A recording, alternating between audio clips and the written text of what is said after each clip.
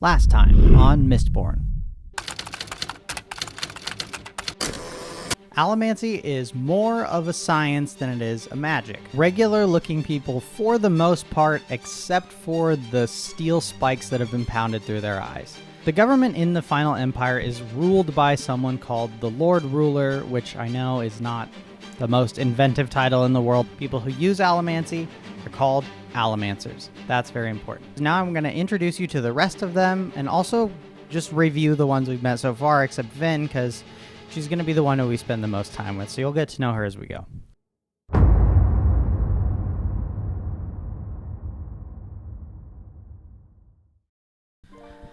After the crew leaves, it's just Doxin, Vin, and Kelsier in the hideout, and Doxin asks Vin why she hasn't touched her drink, and she tells him that she doesn't drink anything that she hasn't prepared for herself, likely just a precautionary thing left over from her days in Cayman's crew. Doxin understands and doesn't push her on it, and Kelsier says he's gonna need more adium for the job that they're working on. But as they're chatting, there's someone coming down the stairs and they look up to see Clubs walking down with a scrawny teenage boy. Club asks if Breeze is gone and Kelsier says he is, which Club tells them all that he was concerned that Breeze was influencing him during the meeting, which is why he basically said no and then left, and then he's now coming back. Kelsier is confused because Clubs could just burn copper at any time since he's a smoker, which makes you immune to any emotional allomancy, so there's no way that Breeze could have been influencing him in any way, but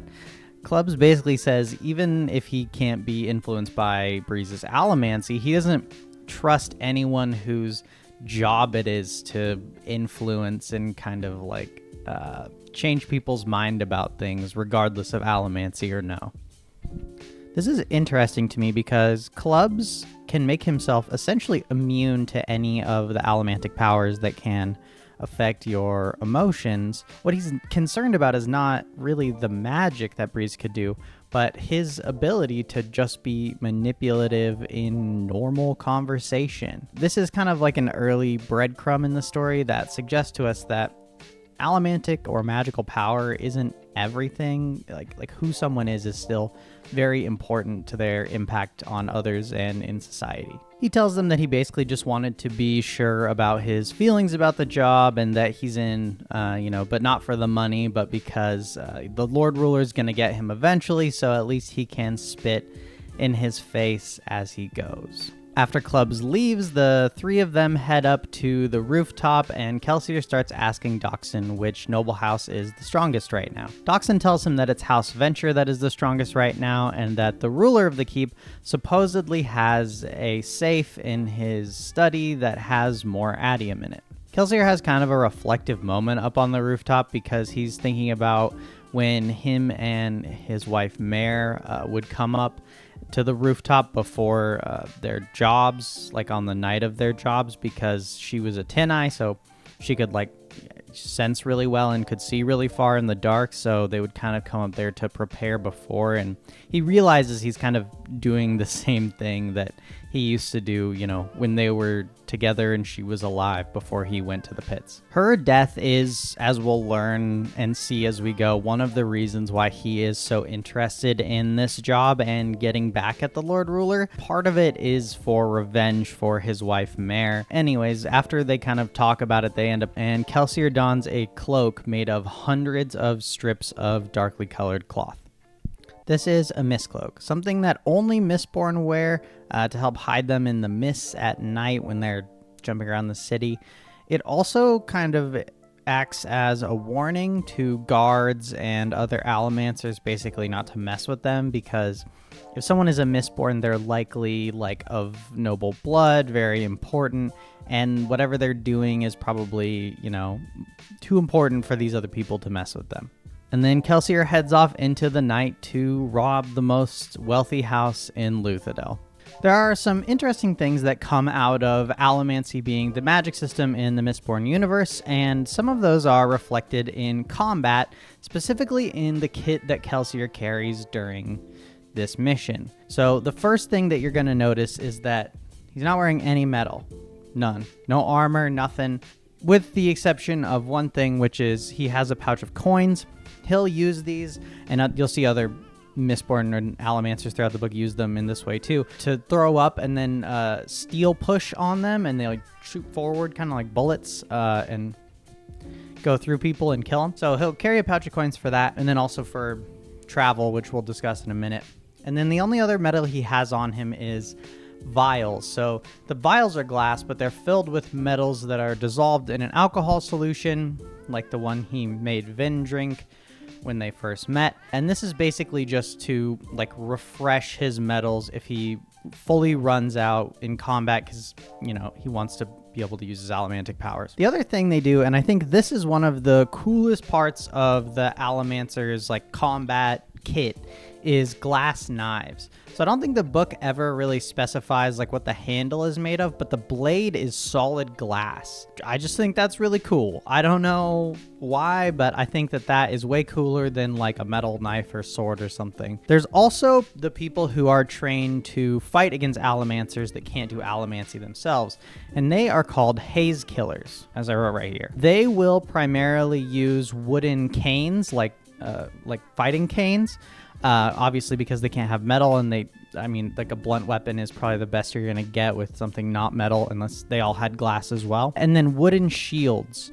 The shields are two purposes: one, to block the glass knives, and two, also to block the shots of coins that they are, getting fired at them when they are fighting Allomancers. So it's cool to see like all of this magic stuff reflected in the way they do combat. Really does give you the impression that this magic has been known and around for a long time, and they've developed all these different strategies and run into all these pitfalls, that now there is kind of like a standardized way for not only Allomancers to fight each other and non-Allomancers, but also for non-Allomancers to fight back. So that's pretty cool. Kelsier doesn't just walk or run over to keep Venture. What he will do is leap off of buildings and then throw a coin down and burn steel to push off of it, allowing him to effectively fly, or at least make very large jumps.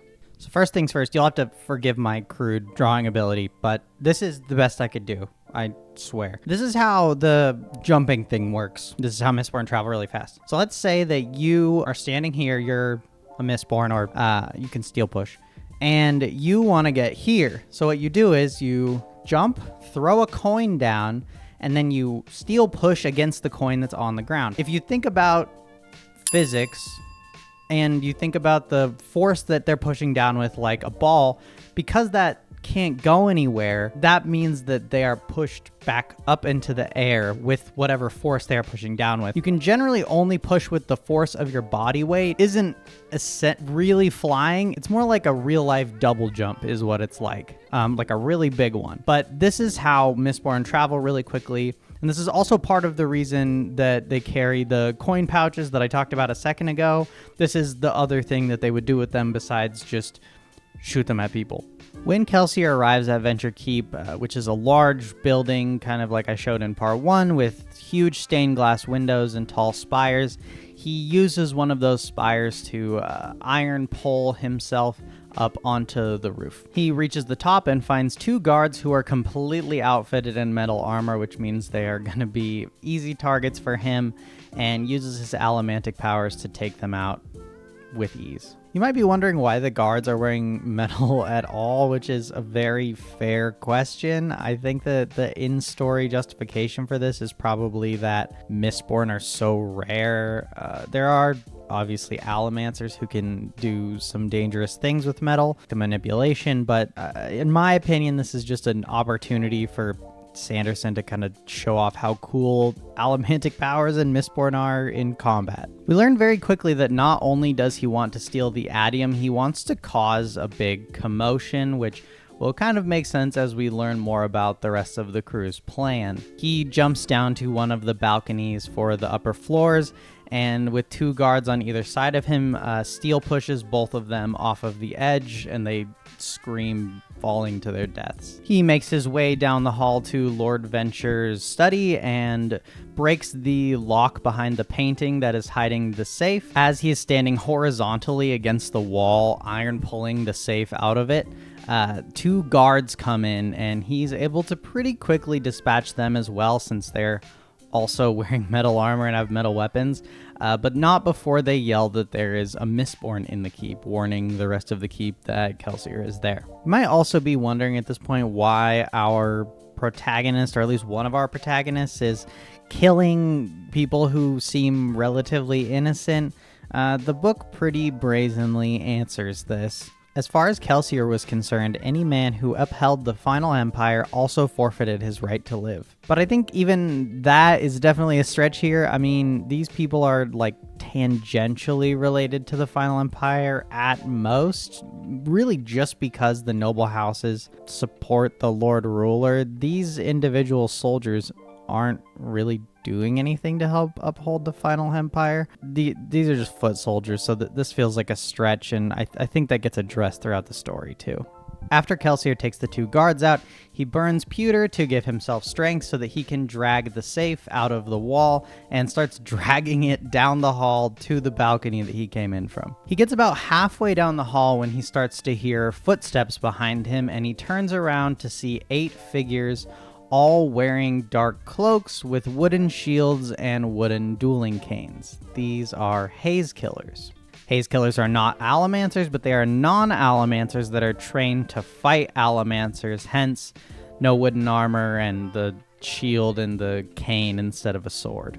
The shield protects them from his coins, which can be used as a weapon as well as a method of flying, and obviously no metal means that he can't pull on them or anything or manipulate them at all with his allomancy. Because of all this, the fight is much closer, and he ends up killing 7 of them anyways, and the last one runs off. But unfortunately, some of the Mistings from Venture Keep have also heard now that there is a Mistborn attacking the keep, and so have run to start defending it and attacking Kelsier. Kelsier knows that he doesn't have a chance against multiple Allomancers by himself, so he jumps off the balcony, pulling the safe with him, and manages to escape. When he reaches the ground, he's able to open the safe and kind of like look at his haul, which is a couple of notes of credit that are worth a few tens of thousands of boxings, which is obviously a lot, some gems, and then also a few very small beads of adium. Even if he didn't find the adium, he thinks to himself that the raid would have been a success. Any night that ended with a group of dead noblemen was a successful one, in Kelsier's opinion. He retrieves his pouch of coins and runs off into the night, headed towards Club's shop. After Kelsier had left the night before,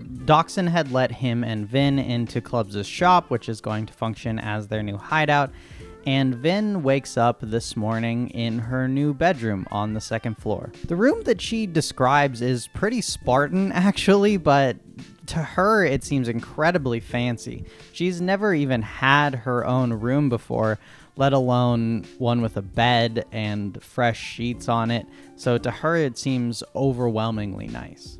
Ska are mostly relegated to menial labor, but a few of them are lucky enough to have enough skill or enough training to ply a trade. This is basically as good as life gets for Ska, and this is also how Clubs owns a shop and this hideout. He is a carpenter. She has had a bath prepared for her, and it's filled with like perfumes and other like nice smelling things, which Vin's first thought to that is that it's going to make her stand out on the street and is going to make her a target because the other Ska might think that she has money that they could steal from her. Vin has never really been able to grow her hair out or like really pursue anything feminine at all, and has actually had to kind of avoid a lot of it. This was at her brother Reen's advice for her safety. Reen, I think, generally has a negative effect on Vin as a person, but in this case, I think he was probably right. She was the only woman in Cayman's crew, and this is probably pretty common for her. What we are told about a lot of the poor, especially younger Ska, is that the women end up selling their bodies often, ending up in a brothel. And the other side of the coin is the men, who usually end up becoming thieves like Vin and Reen were.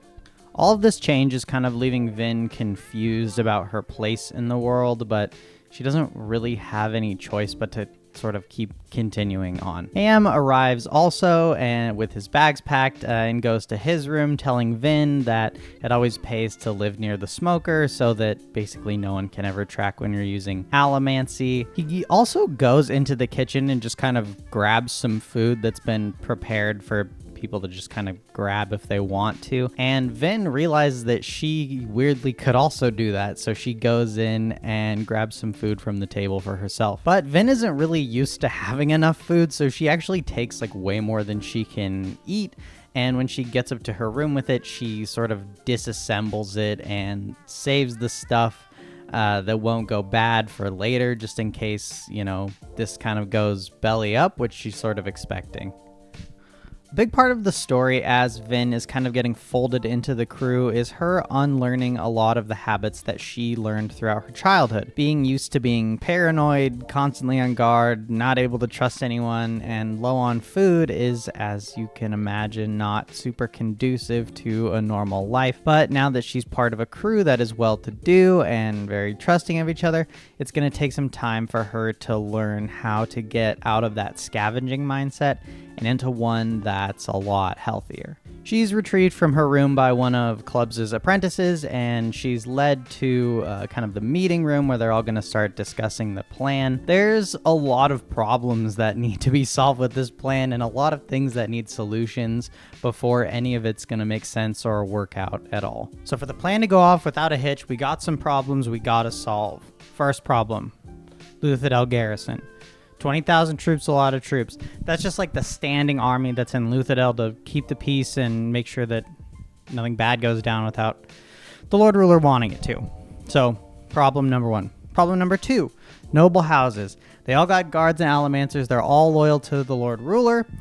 That's going to be an issue, right? Because 10,000 people is a lot, but 10,000 people plus allomancers is a lot more. So that's not good. Plus the noble houses have a lot of money, so if they get involved, things are going to go bad. Got to figure that out. They got to figure out how they're going to get their army, which is supposed to be 10,000 troops, which is a lot of people to train and find weapons for and all that stuff. That's going to be a problem. And also they have to do it without getting found out, so they need a place to keep those 10,000 people, so that there's a lot of problems around this one. The Lord Ruler, he's super powerful and strong and like possibly immortal, so we gotta deal with him, or else he might just, you know, we gotta get him out of the city, we gotta kill him, we gotta do something, or else he's gonna cause problems.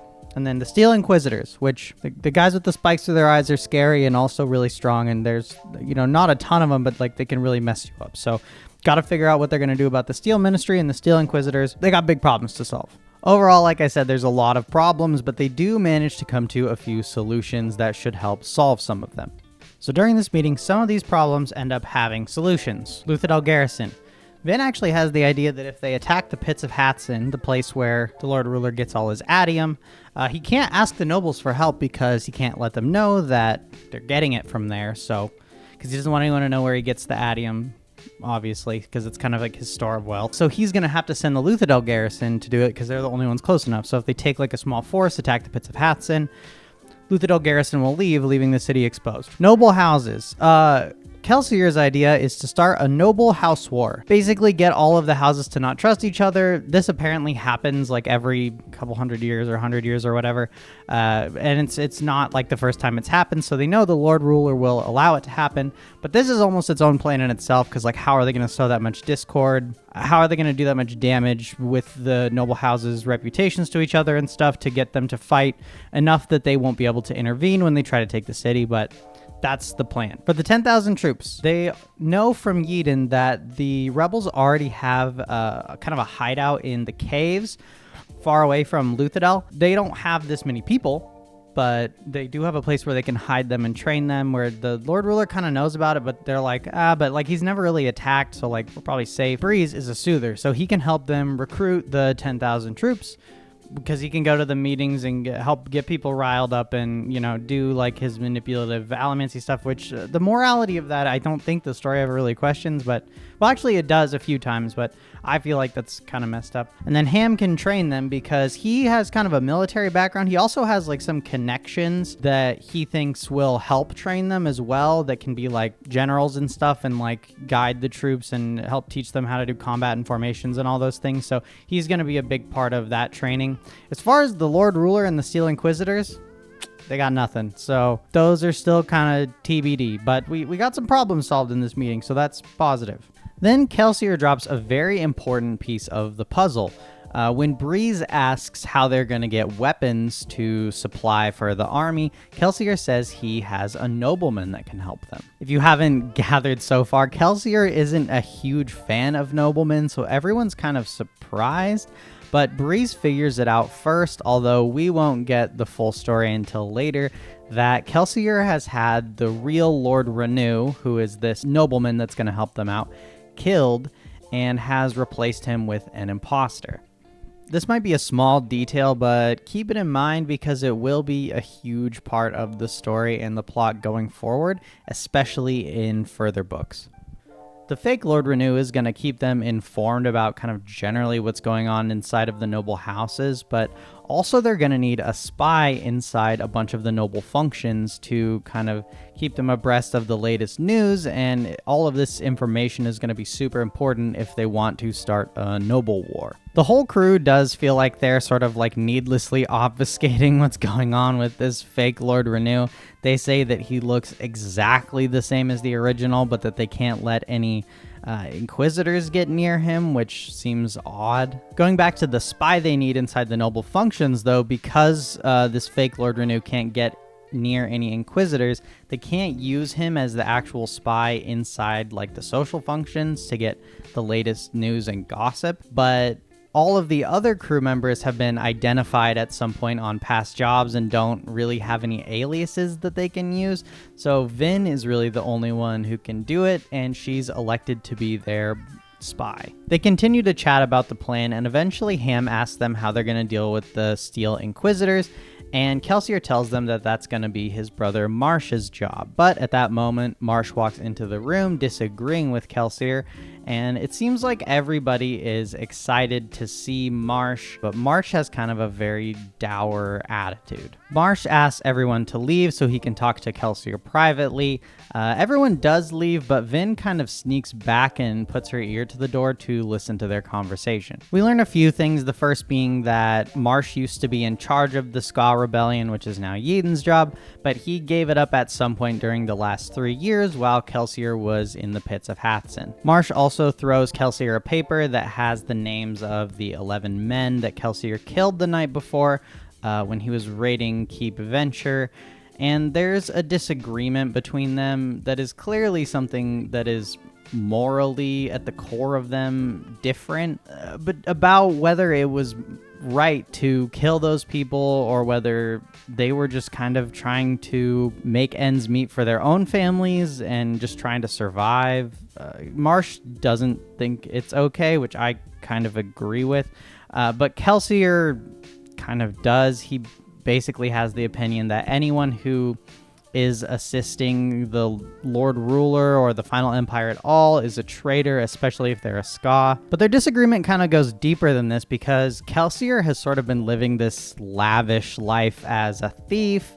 So he's like a Ska, but he's kind of rich and he has spent a lot of time like around the nobles. Like he has a much better life because of his thieving than really any other Ska do, while Marsh has sort of kind of been in it trying to make a better life for everyone. So Marsh doesn't really believe that Kelsier is in this for the right reasons. He thinks he might be in it for like vanity or because he just, wants to be the one that saves the Ska. Regardless of that though, Marsh does agree to hear Kelsier out. At the end of the day, Marsh kind of decides that regardless of Kelsier's intentions, if the end game is to help the Ska, then he's on board. As Marsh is leaving, Kelsier burns iron, which kind of connects you with other metal sources through like a visible blue line and sees that Vin was outside listening the whole time.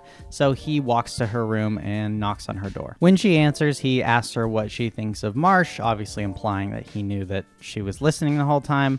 But she doesn't really answer, with the voice in her head saying, "The man who wants you to trust him is the one that you have to fear the most." Her brother's voice and warnings, though, have definitely been louder in her head ever since she's met Kelsier. Kelsier tells her to come with him because they're going to go start her training to become an Allomancer, and he gifts her a mist cloak. They then go out into the mist, and Kelsier kind of walks her through all the different metals and allomancy and how it works, which we can skip over because I already explained that in part 1. But towards the end of their training session, he puts a little metal ingot on the ground and tells her that they're going to jump over the city wall, which is very tall, like 40 or 50 feet. So he demonstrates how to do it by basically jumping and pushing off steel, kind of like the flying thing we talked about earlier, and she follows. But as you can imagine, floating like 100 feet into the air isn't really a normal experience that most people have had.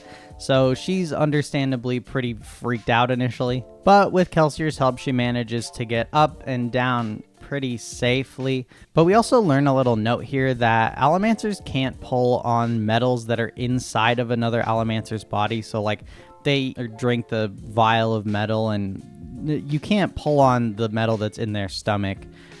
Or else basically everyone would do that. It would be like super effective way to kill another Allomancer. While they're kind of walking around outside the city, now that they've jumped the walls, they're being followed by something which Vin notices.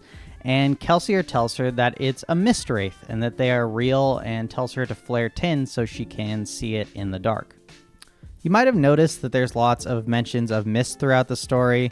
Mistborn, mist cloaks, mist wraiths. This is because there's a lot of superstition around the mists that come out at night, and part of that superstition is related to mist wraiths. What she sees is a translucent figure made up of many bones from humans and animals. It has like 6 heads and like 12 limbs and hooves and hands and arms. It's a pretty monstrous looking thing. And when she asks Kelsier about it, he basically explains that mist wraiths are scavengers, and when they eat like a dead body, they keep the bones, and then they can kind of use whatever body they eat as almost like a pattern, like you would if you were like stitching or if you were like sewing something, to kind of reassemble those bones into different organs and parts. They continue to walk until they reach the main Imperial Highway, where there is a carriage waiting for them. And when they reach the carriage, they are greeted by Sazed, who is a terraceman. Terracemen are people who live kind of in the north of the province, in the mountains. A lot of nobles prefer them as stewards as opposed to Ska. There's more to learn about them. We'll get more of that along the way as Vin learns more, and it also becomes more relevant to the plot. After some quick introductions, they climb into the carriage and start headed towards Felice, where they are off to the Renoux mansion to meet the fake Lord Renoux. Vin is still pretty on edge around Kelsier because she still feels like he wants something that he is not like disclosing, but they kind of get talking about Marsh, and Vin asks how often Marsh would beat Kelsier when they were kids because Marsh is his older brother, and Kelsier's kind of like, never, not at all. I mean, we would roughhouse, but he wouldn't like beat me. And Vin doesn't really believe him. She doesn't really think that that's possible. She thinks that if you have an older brother, they just abuse you. That's just how it works. At this point in the story, she's kind of distrustful, and she really feels like everyone she meets has an ulterior motive. Just to be clear, these are surface level attributes. If you haven't gathered, there's a lot of nuance in this story that I'm not able to give you. Vin is extremely complex, and if you want to learn more and find the story interesting, I would highly recommend that you try reading the book. There's just so much more going on that I don't have time to go into that is, like I said, more nuanced, and a lot of little minor details that end up becoming a big deal throughout the story. Kelsier kind of explains that their crew continues to work together because they trust each other, and it's very important that they do, so that if she doesn't trust them, she's completely welcome to leave. He even offers her the 30,000 boxings that he took from Cayman's crew, basically as a way of saying, like, you could start your own life with this and live for a long time on it if you don't want to stay here and you don't trust us. She does take the 30,000 boxings, but she also agrees to stay, even if it's just kind of to learn more about her allomancy and to see where things go. They approach the manor and the guards let them in when they see Sazed, and when they meet this imposter Lord Renoux, Vin is really impressed because she has really only ever seen Cayman pretend to be a noble. He had kind of this like juvenile, like bossy, sort of like haughty air about him, but she observes that this imposter, Lord Renoux, really has like the true self-confidence of a noble, and you can tell that it's not really just an act. Vin is led into a side room where she can kind of like eat, and Sazed is left with her so she can't eavesdrop on Lord Renoux and Kelsier's conversation. She wonders how much Sazed kind of knows about the plan, but he quickly squashes any ideas that he might not know kind of like what they're up to. And then he asks her some pretty interesting questions, which kind of also signal to us, the audience, that belief is a huge part of Sazed's character. Tell me, mistress, what is it you believe? Vin frowned. What kind of question is that? The most important kind, I think. Vin sat for a moment, but he obviously expected a reply, so she finally shrugged. I don't know. People often say that, Sazed said, but I find that it is rarely true. Do you believe in the final empire? I believe that it's strong, Vin said. Immortal? Vin shrugged. It has been so far. And the Lord Ruler? Is he the ascended avatar of God? Do you believe that he, as the ministry teaches, is a sliver of infinity? I've never thought about it before. Perhaps you should, Sazed said. If, upon examination, you find that the ministry's teachings do not suit you, then I would be pleased to offer you an alternative. What alternative? Sazed smiled. That depends. The right belief is like a good cloak, I think. If it fits you well, it keeps you safe and warm.